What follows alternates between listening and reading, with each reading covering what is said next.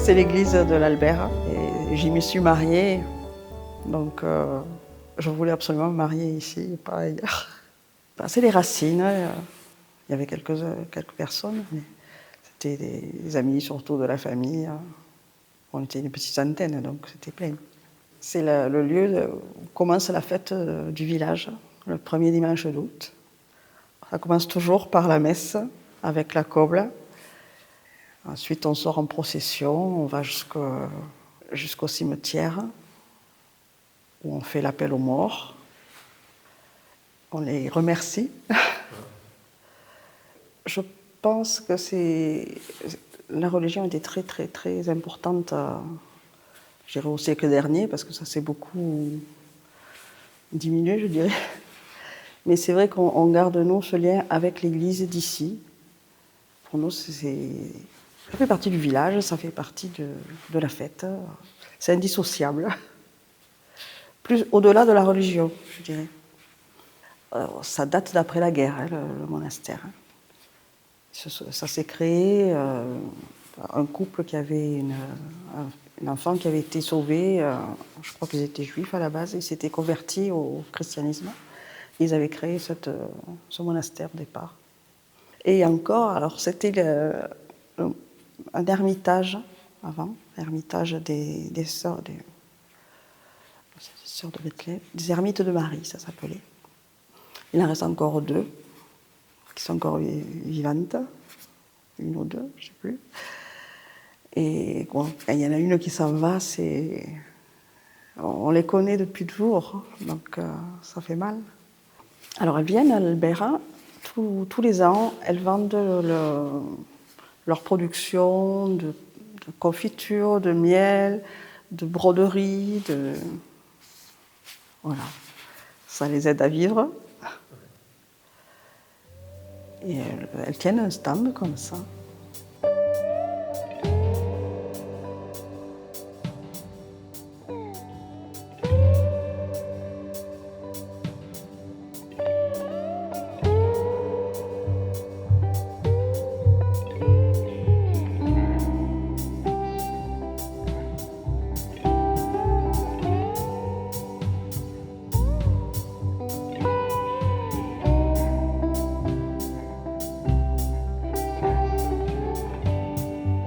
Oui, mais il n'est pas tout à fait parfait.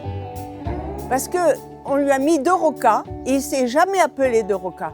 Il s'est appelé Reste. Parce qu'il était gouverneur et ensuite gouverneur général. Et il m'a dit, moi, tu comprends, si on dit le gouverneur général Reste De Roca, ça fait gna gna gna gna gna. On dit le gouverneur général Reste. Il était catalan. Il est né à Pia. C'est pas loin, c'est à côté de Perpignan. Et il avait une grande propriété à l'Albert. Il l'a perdu pour des raisons familiales quand il avait 5 ans, quand son père est mort. Mais il l'a re-acheté quand il a pris sa retraite et il l'a racheté aux Deux Besombes. Les Deux Besombes m'en ont gardé une partie, qui est Saint-Martin. Mais ils ont laissé le Mas Rest, le Mas Villanov, le Mas Julia, le Mas Coste, enfin, une partie du Mas. Et quand même, il était célèbre à l'Albert. Il était aimé par les gens de l'Albert. Il y a une dame qui est ici, qui m'a raconté que quand elle était petite, parce qu'elle a été élevée à Saint-Martin, dans la famille Coste, elle a été élevée et elle ne connaissait pas les Noëls. À cette époque, je ne sais pas quel âge elle a exactement, elle n'est pas toute jeune, elle n'avait pas de Noël comme on a maintenant, où c'est la fête pour tout le monde, les enfants sont gâtés, tout ça. Non, non. Et, je crois qu'à l'école, on distribuait une orange pour montrer que c'était Noël. Alors, bon, et le gouverneur, parce qu'on l'appelait comme ça, ou on l'appelait aussi le GG, gouverneur général. Et il portait des cadeaux à tous les enfants de l'Albert. Et elle se souvient d'avoir eu de très beaux cadeaux, des poupées, des armoires, des cuisinières. Elle m'a raconté ça la semaine dernière quand on était devant nos voitures. Oui, mais c'est monsieur le maire, Pierre de Bezombre, qui a décidé, quand il est décédé, parce qu'il est décédé à 97 ans, à Paris, on l'a amené ici, et on a fait un peu de... Il n'était pas croyant, mais il acceptait toutes les religions. Il pouvait aller dans n'importe quelle église, une russe, une africaine, tout ça. Il respectait les idées des autres. Lui, il n'avait pas de religion en réalité. Pourtant, il avait été élevé par sa mère comme ça, en religion catholique. Mais pour lui, ça ne comptait pas. Mais enfin, comme on l'a fait l'enterrement quand même religieux ici, et on l'a enterré à Saint-Martin, où j'ai en Cavoux. Et notre maire actuel, qui s'appelle Marc, et il se met toujours au premier rang quand on fait la fête du village et qu'on a une grande messe avec la musique, la cobla. Je peux vous raconter que la première fois, c'est son père qui a décidé de mettre la coble dans l'église. Pierre, qui était le maire aussi, parce qu'il y a eu 4 générations de maires. Et la coble, ils sont restés comme ça quand on leur a dit « vous allez avoir la gentillesse de jouer dans l'église ». Ils ont dit oui, mais ils ne savaient pas quoi jouer. Ils n'avaient jamais joué de musique religieuse. Et ils ont joué la la la la la la la la la la la la. Alors tout le monde souriait, c'était gentil, c'était formidable. Et puis on s'est mis à tous chanter cette valse qui est connue dans le monde entier et en France entière. Mais après, ils ont eu le temps, les autres années, d'avoir des religieux. Ils ont fait surtout des sardanes, en fait. Une année, toujours avec Pierre, il y avait un musicien qui habite l'Albert, qui est très renommé, et qui joue de la guitare, de l'harmonica, qui chante très bien. Il a vécu en Amérique pas mal, et il chante comment tu appelles ça, hein? Du blues. Et il s'est mis à pleuvoir en plein après-midi de la fête, après le repas, des trompes d'eau. Alors, on n'avait pas la salle des fêtes à l'époque. Donc, le maire a ouvert l'église à nouveau, c'était l'après-midi, et il nous a demandé de venir nous installer à l'abri de la pluie dans l'église. Et qui a pris sa guitare et rentré comme tout le monde, bien sûr, il n'allait pas se mouiller. Et on lui a demandé de continuer à jouer devant l'autel, il était là avec sa guitare. Et Pierre était embêté, le maire était embêté parce qu'il faut demander au curé et au même supérieur, quand on chante dans une église, il faut que ce soit un chant religieux. Et là, on ne savait pas ce qu'il chantait qu'en anglais. Alors Pierre était bien embêté. S'il dit des atrocités, on n'en sait rien. Mais enfin, on rigolait quand même. Hein. Et au bout d'un quart d'heure, il y a 3 ou 4 couples qui se sont mis à danser le rock au bas de l'église, avec le maire au milieu, qui ne pouvait pas leur dire « arrêtez-vous de danser ». Mais c'était vraiment rigolo.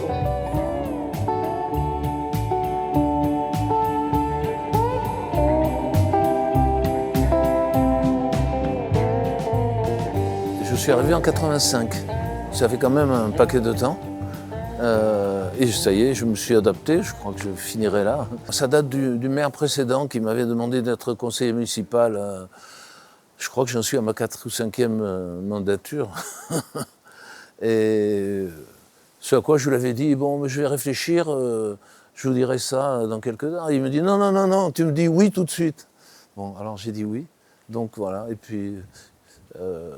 sur les deux ou 3 dernières, je suis devenu d'abord second, 2e adjoint, puis 1er. Quand on est adjoint, on est censé remplacer le maire quand il est absent, ce qui peut arriver. les toutes petites communes, elles ont pratiquement autant d'administratifs que les communes jusqu'à 2 ou 3 000 habitants. Ça, c'est réglementaire. Donc, finalement, il y a beaucoup de travail pour une petite unité, quoi. Et donc, et en plus, avec la création des communautés de communes, c'est encore pire parce qu'il y a des tas de commissions dont s'occupe la communauté qui ont des compétences qui ont été transférées de la commune à la communauté de communes, ce qui fait que nous, on est 6 élus. Et donc, on doit se partager une foule d'activités, quoi. Ça a beaucoup changé. C'est un peu lourd, quoi. C'est un peu lourd. Je pense que le législateur s'est pas rendu compte que... Parce qu'en France, il y a énormément de petites communes, on va dire de moins de 150 ou de moins de 200 habitants. Et on est vraiment... voilà... Et en plus, c'est du bénévolat. Enfin, c'est voilà, je sais pas, pour satisfaire un peu la communauté, quoi. C'est au service des concitoyens. À une époque, j'avais une formation qui a eu des tas de formules, on va dire. En particulier en nombre de musiciens. Mais à un moment donné, on était 4 et on est venu faire l'animation de l'après-midi de notre fête du premier week-end d'août. Et c'est vrai qu'il s'est mis à pleuvoir et qu'on s'est transféré dans l'église. Je crois me souvenir, moi, que le maire avait téléphoné au curé pour avoir son autorisation quand même. Un peu pour la bonne règle, l'église appartient à la commune, mais bon. Mais je pense que pour être bien avec le curé, il lui avait posé la question si c'était possible. Et donc j'ai joué effectivement devant l'autel, devant les paroissiens qui là étaient plutôt tapés dans les mains et quelques-uns se sont même mis à danser. Je ne sais pas si c'était très convenable, mais bon, c'était très respectueux quand même. C'est une drôle d'impression. C'est la seule fois de ma vie où j'ai joué dans une église. Bon, après, moi, je chante du gospel. Je suis habitué aussi en chorale à chanter dans les églises. Mais là, c'était du blues. C'est pas pareil, quoi.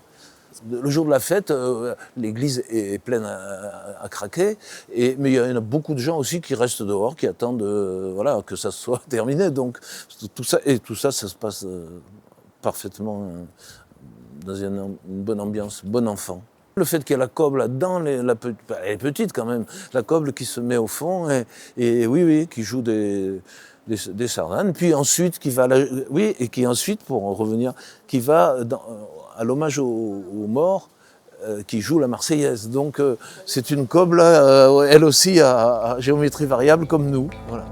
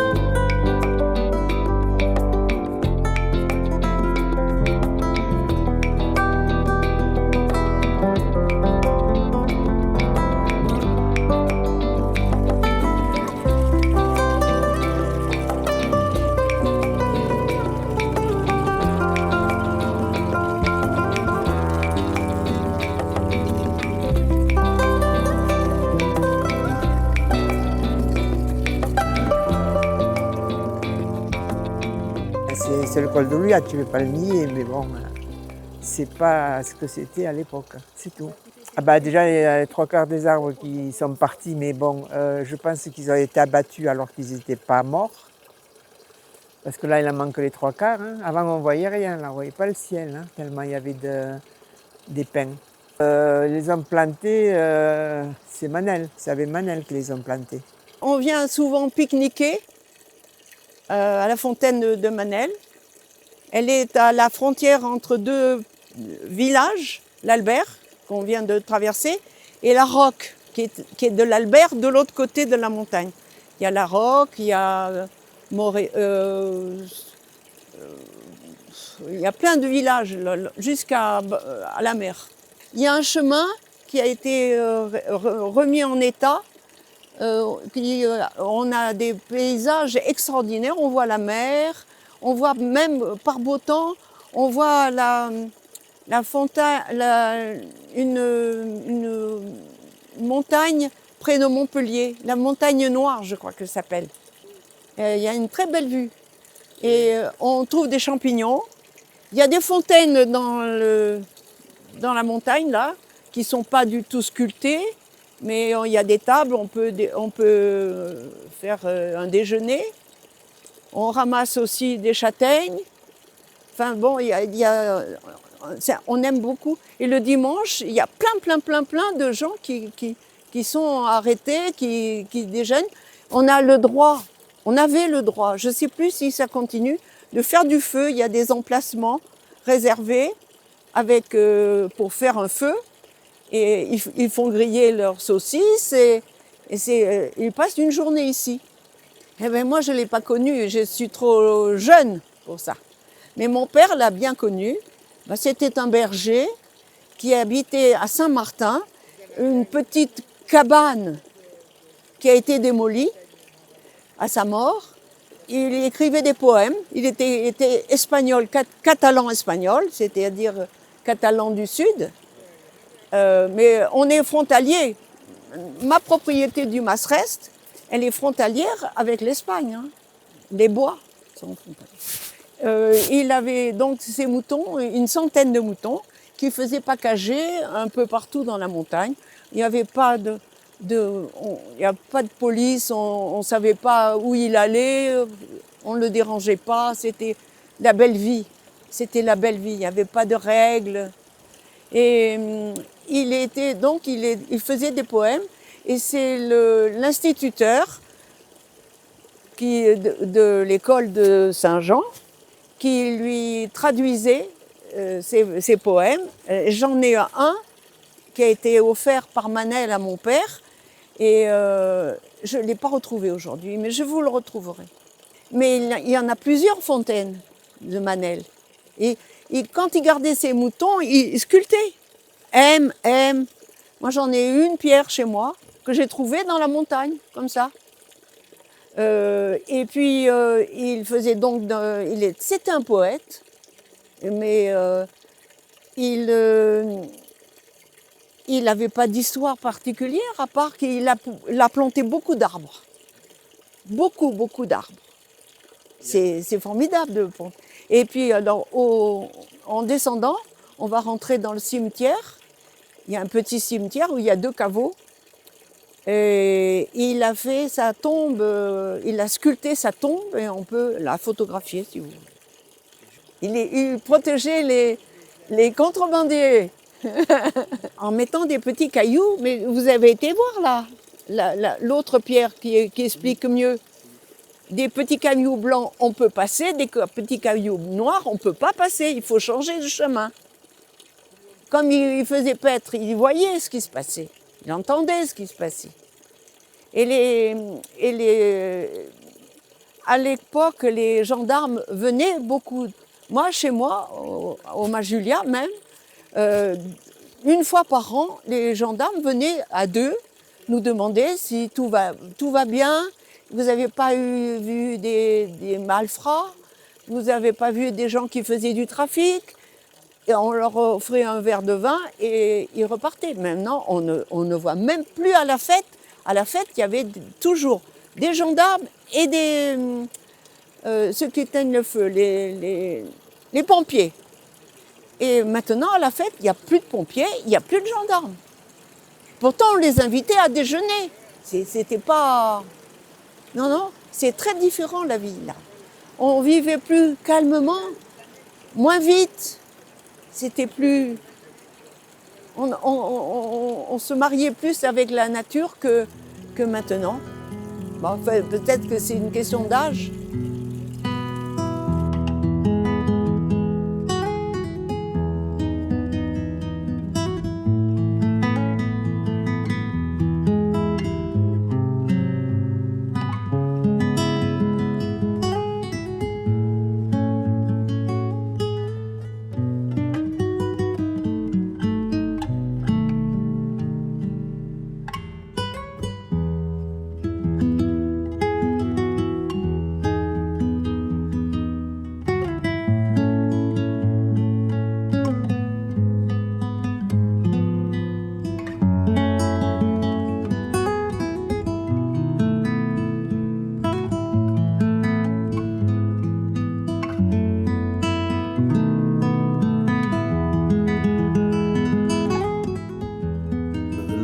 commune, bon, elle doit avoir une altitude moyenne de l'ordre de 600 ou 700 mètres, mais c'est vrai qu'elle démarre à peut-être 200 mètres d'altitude et elle se termine donc à plus de 1000. Donc voilà, c'est quand même une bonne différence d'un endroit à l'autre. Oui, en un quart d'heure, même pas, en 10 minutes de voiture, on passe d'une végétation méditerranéenne de garrigues avec du thym, de la lavande, des chênes verts, des chênes lièges. Et on passe par tous les étages, on passe par les chênes blancs, on passe par les châtaigniers, on passe par la hêtraie, qui est une splendide hêtraie qu'on a ici, et puis on finit par la forêt de conifères, comme on est autour de nous, où on se croirait un peu dans les Alpes. Voilà. Alors, il manque les vaches. Et quand il y a les vaches, c'est encore plus typique. Voilà. Non, effectivement, c'est très très varié. Il appartient à la commune qui le loue à un gérant qui assure donc la restauration dans la partie où on se trouve. Et à côté, il y a des locaux qui sont destinés aux randonneurs ou aux voyageurs, enfin, qui sont des gîtes. Voilà, puisqu'on borde le GR10 qui passe tout juste à quelques centaines de mètres. Voilà, celui qui vient de Bayonne à Banyuls. Voilà. Alors on voit la Maria de Déu del Món qui se situe, on va dire, presque à Besalú quand on vient de Figueres. Ensuite, Bassagode, hein, qui est une montagne très typique, qui est presque pyramidale, qui se trouve derrière, on va dire, derrière Massanet de Cabrenys. Ensuite, ici, on a derrière nous le massif, enfin la partie qui est frontière, où il y a le pic des Salines, enfin il y a Fontfrède au premier plan et les Salines derrière. Et puis ce qu'on ne voit pas là, c'est le Canigou majestueux, mais qui aujourd'hui se cache dans les nuages.